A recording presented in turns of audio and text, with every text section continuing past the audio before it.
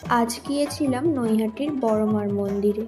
শুনেছি মা নাকি সবার মনস্কামনা পূরণ করে। কথাটা একদম সত্যি।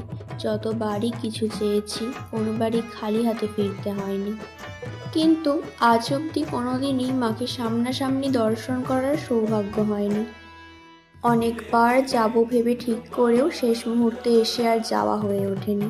কথায় বলে মা না চাইলে তার দর্শন মেলে না। হয়তো আমার ক্ষেত্রেও তাই হয়েছে।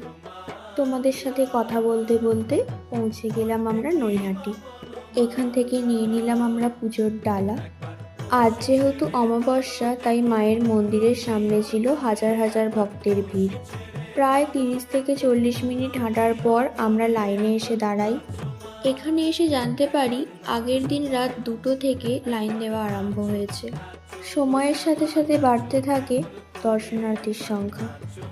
টানা 3 ঘন্টা লাইনে দাঁড়ানোর পর অবশেষে আমরা মন্দিরে প্রবেশ করি। মন্দিরের ভিতর ভিডিও করা বা ছবি তোলা একদমই অ্যালাউ ছিল না, তাও যতটা পেরেছি করেছি। চলো তোমাদের সাথে শেয়ার করি।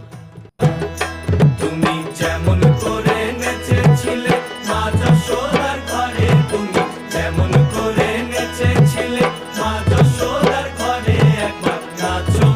মন্দির থেকে বেরিয়ে কিনে নিলাম মায়ের একটা পট। তো এভাবেই কাটলো আজকের দিনটা। দেখা হচ্ছে নতুন কোনো ভিডিওতে।